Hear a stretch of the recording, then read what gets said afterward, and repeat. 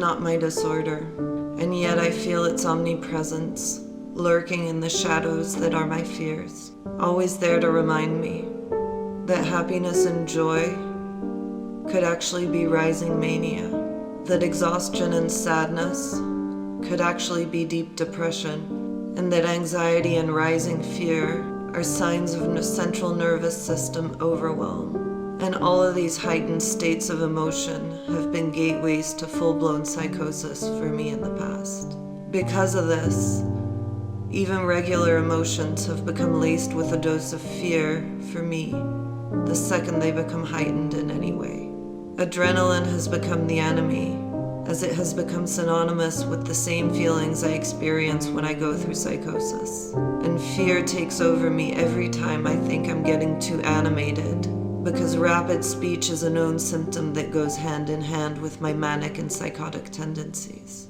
And so I've learned to question every emotion by constantly monitoring myself, and I'm always left wondering whether I'm interpreting anything correctly, seeing as I lose all awareness, self-awareness, each time I go through psychosis, and can never quite seem to grasp that I'm going through it as it's happening. So if an extremely heightened sense of all emotions is characteristic of my personal manic psychosis pattern, then it feels like the only safe place to live a sane life is in the gray monotony of a very simple, routine-based existence that is void of big dreams, big stresses, and therefore void of big central nervous system overwhelm triggers. But even then, the fear of going through psychosis again returns because I'm so tired of picking up the pieces of my life again and again, and I don't know how many more times I can do this.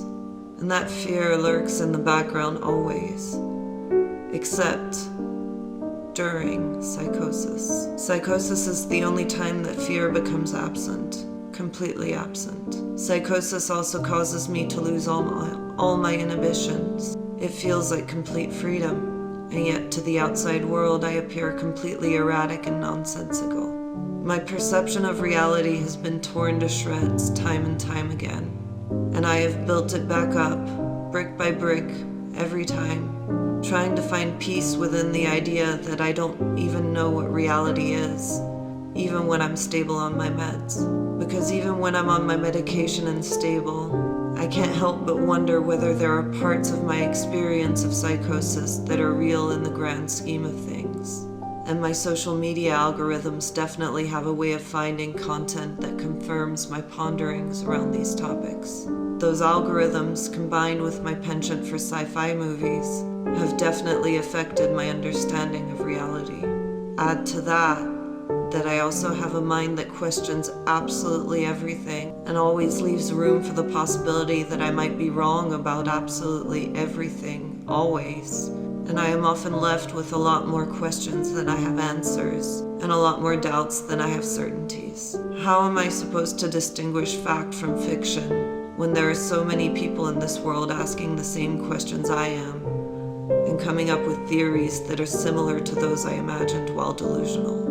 There are even groups dedicated to all these various theories across social media, and my algorithms have definitely picked up on my curiosity surrounding them.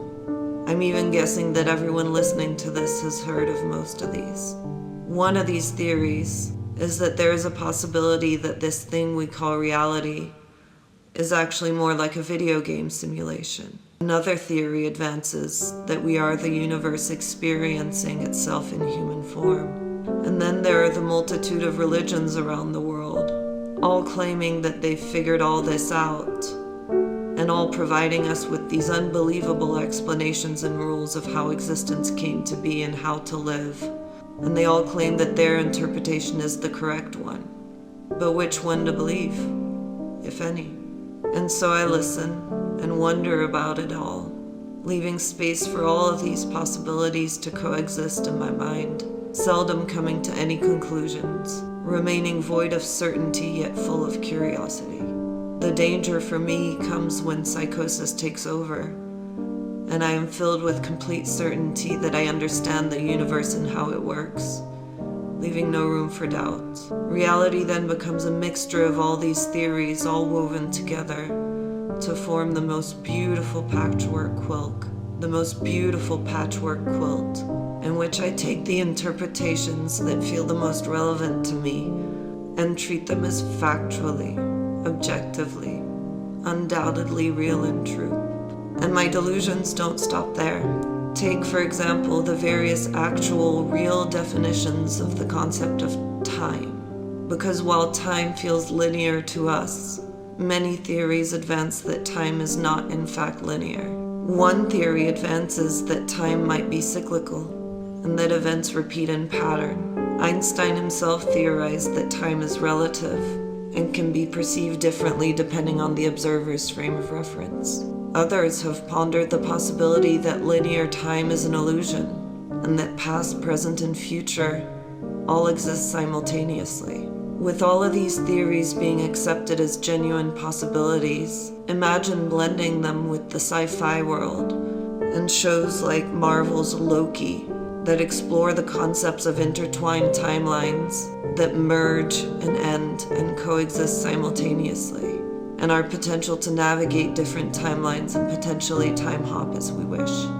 Now add psychosis to the mix, and I am left with the certainty that I am capable of manipulating time and time hopping myself. In the midst of psychosis, every image on my TV then appears to me as being representative of a different timeline that is actually unfolding in real life and in real time in front of me.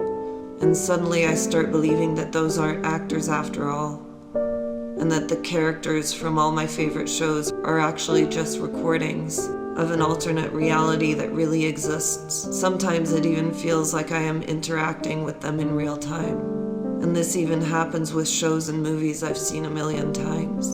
All of a sudden, the scenes become unfamiliar and start to hold new meaning as I start to believe that they are happening live and in real time. And then there's the concept of alternate dimensions that coexist alongside ours. This, in and of itself, is not a delusional concept. Science supports this.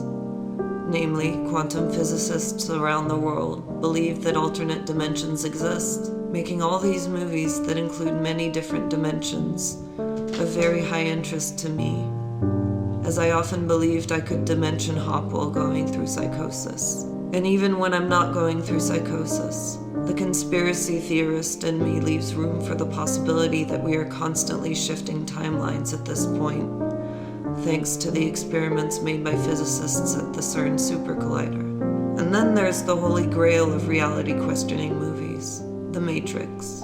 I haven't been able to get past their interpretation of déjà vus being symbolic of glitches in the Matrix since the original movie came out back in the 90s, back in 1999. And you have no idea how many hours I've spent, while stabilized on meds, as well as during psychosis, trying to understand the Matrix itself as a concept.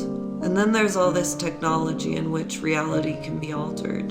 It starts with Photoshop and innocent filters, but then leads to deepfake videos that are so convincing that it's impossible to distinguish fact from fiction. And so if you were to ask me to define reality, I wouldn't be able to, because I don't know what to believe even when I'm at my sanest. I am, of course, aware, when I'm not in psychosis, of the basic rules that govern this shared reality we experience together. Gravity, language, birth, death, three-dimensional space, the necessity for food and water, the importance of paying bills if you're a human being, linear time, breathing, sunlight, moonlight, calendars, illness, doctors, lawyers, music, math, the warmth of a hug, the solid ground beneath my feet, etc. The list goes on forever. But then there are the gray areas in which there are so many explanations and unknowns for a single concept that it's hard to land on a single one as being truth. Even a mentally stable and healthy person is faced with all of these various theories and can become affected by the sheer number of different perspectives and explanations out there. It creates a state of constant confusion and flip-flopping a constant state of overwhelm. Now imagine a world in which all of those confusions and all of those theories disappear, and reality as a concept starts to make sense. That's what psychosis feels like to me. Psychosis feels like the world and the universe. Psychosis feels like the world and the universe finally makes sense.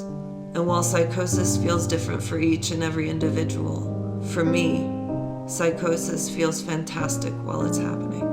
While going through psychosis, I feel fearless, brave, hopeful, full of purpose, strong, intuitive, talkative, present, motivated, energetic, blessed, grateful. But most of all, it feels like I'm the main character in the best sci-fi movie in existence. Except it doesn't feel like a movie, it feels real.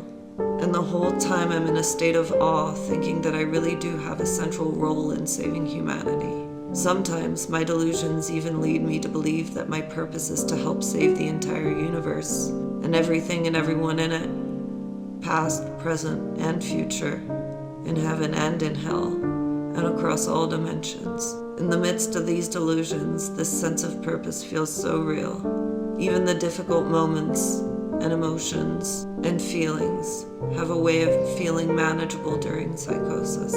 On the other hand, while I'm in full-blown psychosis mode, bills aren't getting paid and appointments are completely forgotten, as I no longer have a sense of chronology or clock time. I stop sleeping.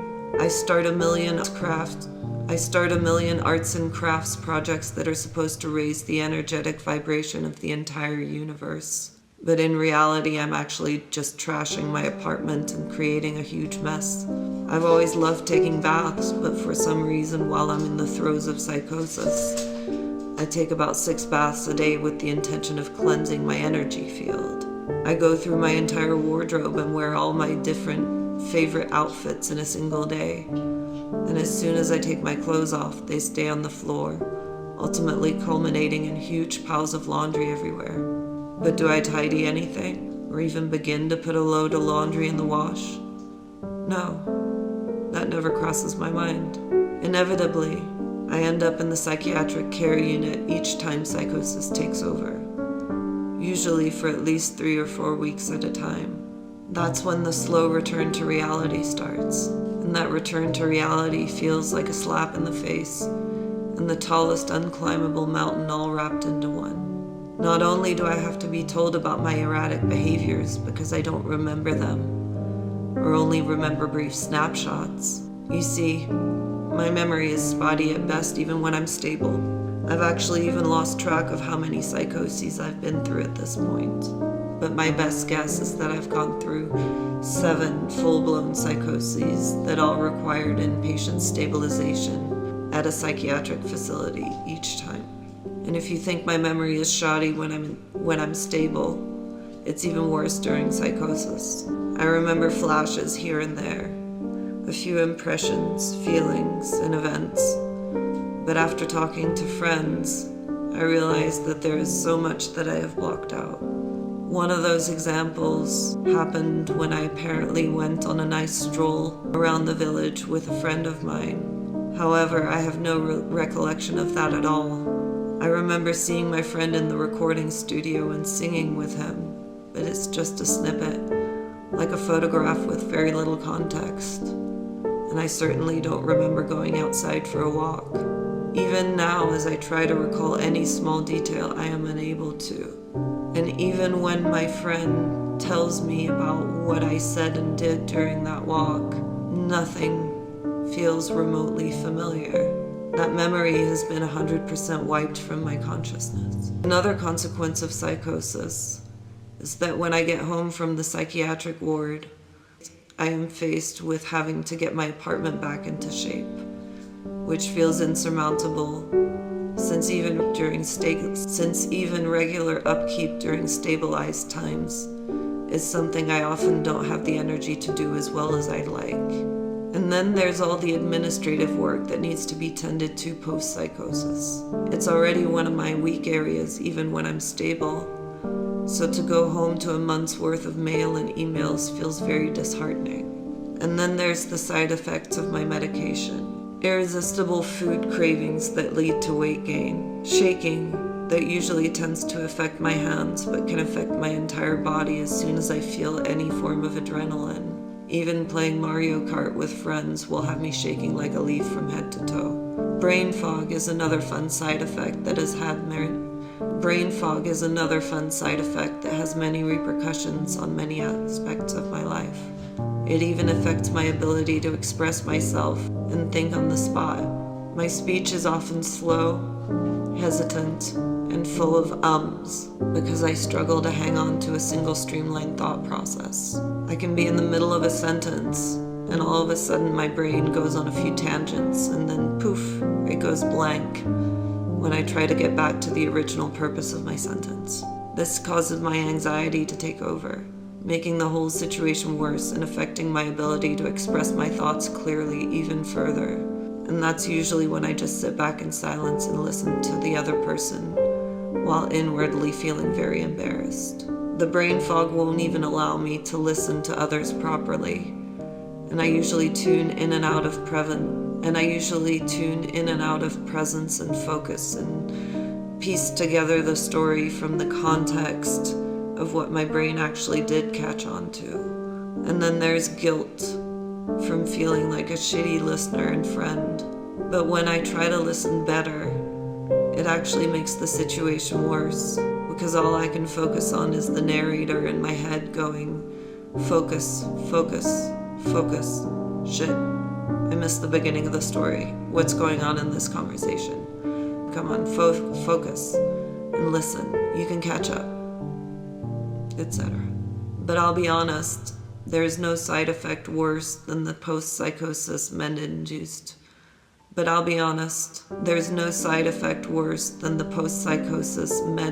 exhaustion. It makes getting my admin done impossible. It makes getting my apartment back into shape even more difficult. And it affects my ability to be and stay present in the moment. I have had days in which staying awake for 6 hours straight was impossible, and I would fall asleep and stay asleep for 12 to 14 hours at a time, only getting up to go to the bathroom and then back to sleep. There have been days during which I've slept 20 hours in a single day. The exhaustion also means that I've been a recluse and don't often plan more than one thing for each day because I know how fast exhausting myself can lead to burnout. But then I also noticed that doing too little leads to depression very quickly. Finding that sweet spot in the middle feels like such a tricky balancing act, and that leads to mental exhaustion, and then physical exhaustion, and then stagnation, and then isolation, and then depression, and then guilt and shame and anxiety, and then it all repeats all over again and again and again in a downward spiral that feels like an eternal bottomless pit. The return to reality used to make me long for psychosis. When I'm lucid, I tend to be depressed and anxious and guilt and shame-ridden, afraid of a lot of things, permanently exhausted, and I carry with me the heaviness of a lifetime of grief. Grief for my sanity, grief for my ambitions, grief for the people I've lost along the way, grief for the way I thought my life would turn out. When I go through psychosis, I feel light as a feather, even when confronted with grief. There's no hint of anxiety, nor depression, nor fear. Quite the contrary. And yet I made a choice a long time ago to accept my treatment and exist within this reality, rather than the seemingly happy place my mind created for itself as an escape from the heaviness of this reality. At first, I made this choice out of love for my loved ones. I clearly saw the pain I was causing them by insisting on getting off my meds time and time again. I saw the worry on their faces, and I didn't want to keep being the main cause of their worries. And so I made the choice to accept my treatment. And I haven't looked back since, because with time, a lot of therapy, a buttload of determination, and an ingrained sense of resilience, I now cherish my sanity over everything else. And with time, I have built a sense of self and belonging and gratitude for this life thanks to the stability granted to me by my medication. Had it not been for my medication, my life would still be so chaotic, erratic, and disconnected from others, even though it felt like the opposite at the time, especially considering that I'm an inadvertent danger to myself and others while going through psychosis. When I'm not in my right mind, I stop observing traffic laws and am fully capable of crossing a busy street at a slow stroll where there is no pedestrian crosswalk. I have also walked on train tracks that looked abandoned and was lucky to notice the train and move out of the way before it hit me.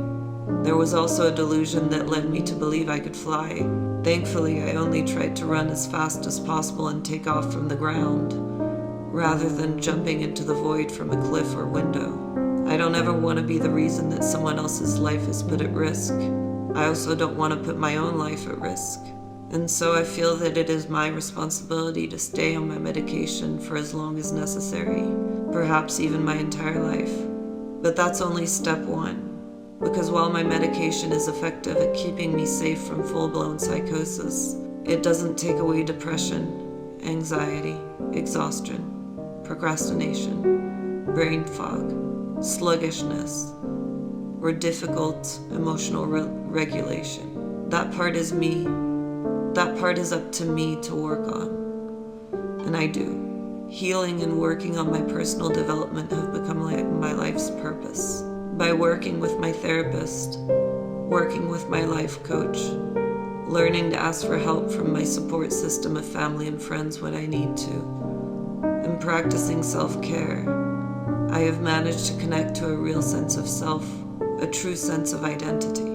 I don't want to be a burden to my loved ones, and I want to feel proud of myself. And so I do my best to pay my bills, keep a tidy enough apartment, treat people with consideration while respecting my own boundaries and limits, work on myself through the practice of gratitude, meditation, accountability, and authenticity, and keep working on myself even when I fall short of my own expectations. I've learned not to let setbacks define me. I've learned to rest, not quit. I've learned that one is more than none, which helps me overcome procrastination tendencies. I've learned that practice makes better, always. And I will continue to educate myself and practice self-care and self-love and self-accountability and self-reliance and gratitude, because all these little things add up. And the further away I get from psychosis, the more grounded, strong, determined, motivated, responsible, and healthy I become, because I refuse to give up on myself. I show up for myself day after day. And as time goes on, resilience stops feeling like a curse to be shouldered and starts feeling more like core strength. Anxiety is no longer a permanent companion, but instead tends to show up as an occasional warning sign that something is off, and I need to take a step back, regroup, and take myself into consideration. Survival mode is no longer the only way of existing that feels familiar, as peace of mind and serenity also have their seat at the table. All the little things start to add up, and they snowball into gratitude for the distance already traveled and determination to live the best life possible from here on out. And while I might go through psychosis again in my life, I've spent the better part of my sane times trying to live as full a life as possible. And little by little, that heaviness that feels indistinguishable from my identity starts to lift, and I feel like I can breathe just a little easier. And every time the heaviness lifts, it encourages me to want to explore this further. And slowly but surely, I feel more sure-footed. And while another round of psychosis is a real possibility for me, I am doing everything in my power to prepare myself just in case, just to give myself the best chance possible at surviving should it happen again. I refuse to give up on me, and that simple thought gives me the strength to get through the more difficult times, acting like a safety net in which I have faith in my ability to show up for myself in the present moment, to make sure that future me has a chance should I go through psychosis again. Life isn't always easy, and the world doesn't become more fair to me just to accommodate for my special needs. And so it is up to all of me to build myself up from my foundation to my core as best I can, and with as much kindness and compassion and patience for myself as possible, so that I get the chance to grow as old as possible while maintaining my sanity. Psychosis might always lurk in the background as a possibility, but the fact remains that I'm me. Tati, year 2025, planet Earth, age 40, tenacious, determined, flawed, eccentric, artistic, just me, with a side of crazy. And I'm okay with that. Because even though I might always carry my diagnosis, it is not me. I am not my disorder.